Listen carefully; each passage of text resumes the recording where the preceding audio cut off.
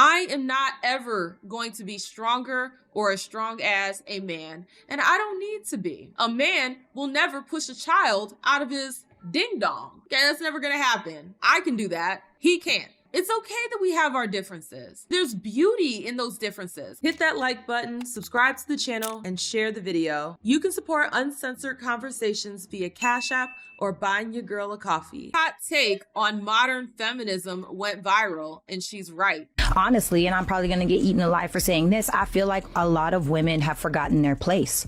Ooh, a lot of women have forgotten their place. I'm very curious to hear the rest of this, but I agree. I've told you guys, we have to understand as women that it is the patriarchy that's protecting us. Because if we didn't have a system of men, a lineup of men defending us and keeping us safe from the predators, the real predators. Granted, we're not safe all the time. There's never going to be a perfect system. If we didn't have as many men as we do protecting us, understand every day would be, I think it was 1999 or 2000's Puerto Rican Day Parade, where the men there just lost their mind and they were raping the women. They were attacking the women. There were women that were attacked and raped in front of their husbands. It was absolutely insane. It would be literally India everywhere. Okay, they tell women, single women, not to go to India for a good reason. So what we have to understand is, yes, we do have a place. And if we continue to bite the hand that is keeping us safe, that hand is going to slap us and allow the other hand to fuck us up. The last thing we want is for the good men to stop protecting us from the bad ones. Because if we think it's bad now, it can get exponentially worse. I can't even get it out of my mouth because I know so many people are going to be offended by this concept and by this idea, but I would love to hear your thoughts on it. But first, we're going to get into this viral video. Now, I'm sorry, I don't even know who this is. Maybe we can look into that, but I'm going to play her clip because it popped up on my For You page. It's got nearly 300,000 likes on it. And apparently she's saying something that's a little controversial, but it must be true because it's hitting in the right way. Honestly, and I'm probably going to get eaten alive for saying this, I feel like a lot of women have forgotten their place. And we live in this inverted world and I feel we got stuck in this whole feminism thing. Feminism is a scam. And now it's like trying to undo. It is feminism. I don't care what anybody says. Yes, we are equal in value, but we are not equal in traits. We are different. Men and women are different. I agree with that. And I'm so sick and tired of why are we fighting to be something that we're not? I am not a man. I will never be a man. And for those of you that make that decision, I love that for you. Period. Great commentary from the peanut gallery on that one. Let's get into this idea. She says we are living in an inverted world and that feminism is a scam. Now, I'm going to apply a little bit of nuance, I think, to the conversation. I wouldn't say that all feminism is a scam. Look to the Middle East right now and tell me that feminism is a scam. You know, and that's the part. Whenever you want to critique feminism, everyone wants to use the right to vote and the right to own property, the right to, be able to go out and get a job. Everyone wants to use that as a shield for current modern day feminism. And I'm not going to let folks do that. Clearly, when we're talking about feminism, unless you're crazy like Pearl and you really think that women who pay taxes shouldn't vote, most times people, when they say that they have an issue with feminism and that it's a scam, we're talking about modern day feminism. We're talking about, I think it's like the fourth or the fifth wave of feminism, where things just got completely out of hand, where it was no longer women should be able to get jobs, own property, basic things, vote. Most times people are not referring to that when we say that we have an issue with feminism. Obviously, I like the idea that I can go out and make money. Hell, I'm making money right now. I like being able to go out and get a job, things like that, just survival, being able to survive in a modern day society. So obviously, but when we're talking about the different shifts within feminism, we're not fighting for the right to vote here in America. We're not fighting for the right to have a job. These things are not issues. Even though they want to say the right to kill your baby is a right, it's not a right. We have our rights. So what feminism is fighting for now is illogical. It doesn't make any sense. It goes against our very nature as women. That's why a lot of us would say it's a scam. Not because of the right to vote, not because of the ability to own property, not because of this, that, and the third. No, nobody's talking about that. More times than not, we're not talking about that. And when people use that as a shield, like, well, oh, so you don't believe, like, stop playing in my face. Stop being disingenuous. I will say this sort of modern variety that we're getting, a fourth wave, fifth wave feminism here in the West, here in the United States, is most definitely a scam. It seems like right now we're telling women to act like men, be like men, as she states in this video. We are masculinizing women and we are feminizing men. And it doesn't seem to be working out for really any of us. We are more divided than ever. It seems we are more lonely than before. So let me know how this is working. And our dating hellscape, especially when it comes to men and women coming together, is a hellscape. And see, all of this is by design, you guys. Okay, what have I been saying? They want to depopulate the earth. The best ways to do it is to, one, convince women to off their offspring. Number two, different diseases. Let's make it rampant and then give you a bunch of vaccines and things like that that are going to off you in the long run. Let's also convince people not to have children. And then boom, you have depopulation without actually going around and genociding, without actually going around and just lining people up and then just taking them out. This whole thing is by design. And I don't think that we take enough time to understand the propaganda that is used against us. That's why I get kind of annoyed when people deflect from those conversations about propaganda. They're like, well, why'd you fall for the well, enough people are falling for the propaganda, so it is a conversation that needs to be had because people are falling for it. You know, when you just operate from the, well, you should just da-da-da-da-da, and then you don't actually take the time to show people how to see through propaganda, how to unpack what they're seeing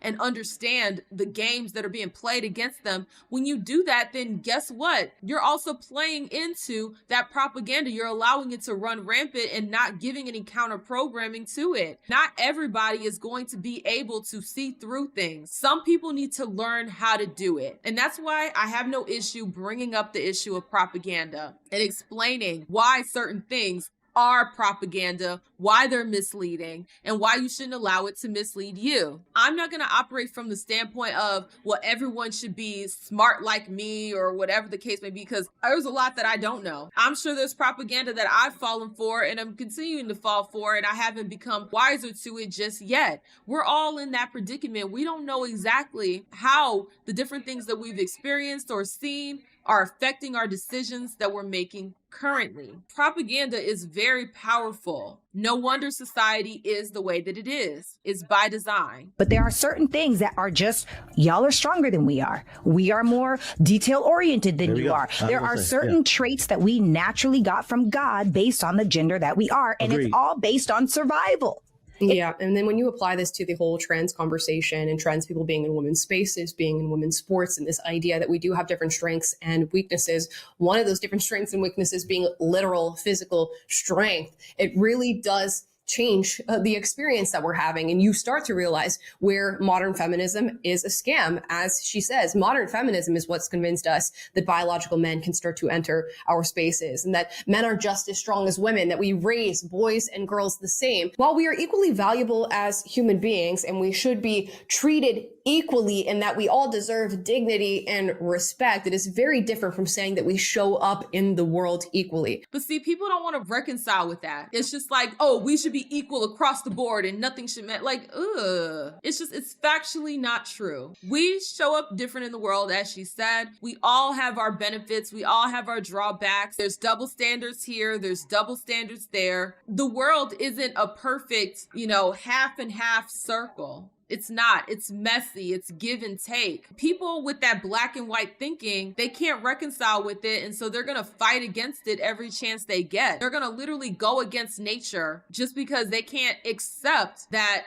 reality is reality. I am not ever going to be stronger or as strong as a man. And I don't need to be. A man will never push a child out of his ding dong. Okay, that's never going to happen. I can do that. He can't. It's okay that we have our differences. There's beauty in those differences. And see, that's the part. There is absolutely a beauty to those differences that we have. But if we're so hung up on the grass being greener on the other side and wanting our grass to be exactly like the next person's grass or the next demographic's grass, you're never going to be satisfied. A lot of this is really feeding into the mental health crisis that we're having. They're telling people, yeah, you can do it. And so when they go and they get these gender affirming care, they know deep down inside that they haven't actually transitioned. Then it's just going to feed more into that mental illness illness, that mental crisis. And that's why they then need everyone in the world to acknowledge them as what they want to be, as they're cosplaying to be. And that's how you end up with the Lily Tinos, these crazy MFers out here terrorizing the rest of us because they can't reconcile with the fact that they were born a man, the fact that they were born a woman, the fact that X, Y, and Z. Some things just are. They're neither good nor bad. They just are.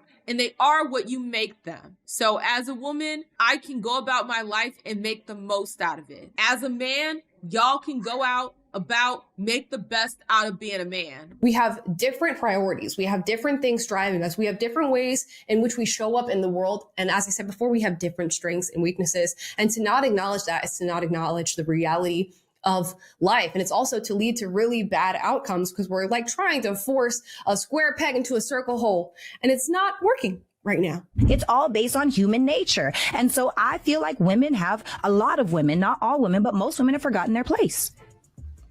Within themselves, within the order of family, within the order, even like with God. You know, if you just want to start blanketing statements, like, now this is the thing. If you are a masculine woman, that's fine, but stop acting like you're feminine. If you want to be a boss babe, I don't need no man. You go do you, boo, but stop teaching that that's the answer, because I'm sick and tired of this divide of the family. I'm sick and tired of now good men, I'm listening to like stories, right? Good men are getting lazy in dating. They're getting lazy in the pursuit because women are making either everything too easy or they're too hands off. So now what's the point in even trying to date a woman when you're the man that you want me to be? That last part, I agree. I agree. How you go look for a man, but you operate as a man? Like, it doesn't work that way. You have to have the yin and the yang, because if you don't have that balance, then of course everything is going to be chaotic. You're going to constantly bump heads. That's why they have that saying, too many chiefs, not enough Indians.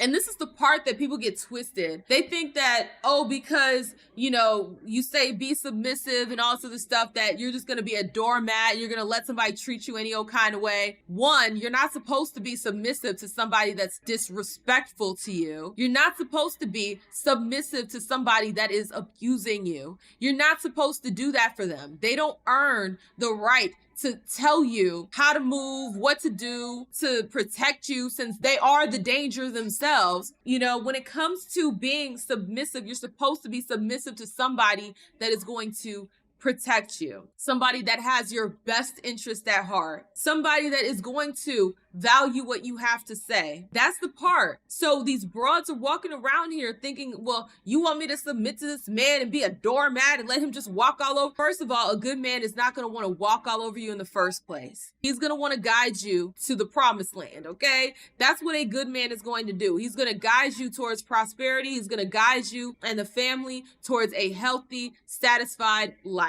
When you operate from this idea of all men ain't ish, and then you hear other people say you should submit to men, then in their minds, I should submit to a man that ain't ish. And it's like, no, ew. I sure as hell ain't telling you to do that. You see a man that ain't ish, you supposed to run the opposite direction. You supposed to hide from him. You ain't supposed to submit to that man. You ain't supposed to be with that man. You're supposed to be with somebody that is going to take into consideration your need and your well-being and your wants. But these bras, they can't stay away from the Pookies and the Ray Rays anyways. So of course, that's going to be their response. I ain't submitting to no man. I ain't gonna let a man walk all over me. I mean, yeah, if you're dating Pookie and Ray Ray, then yeah. If you're dating NBA Pookie Ray, yeah, of course. Don't let him walk all over you. But it's like, go ahead, get with a man who's going to treat you right. A man who's going to respect you. A man who is going to go out of his way to do right by you. And guess what? You yourself need to go out of your way to do right by him. It's about reciprocity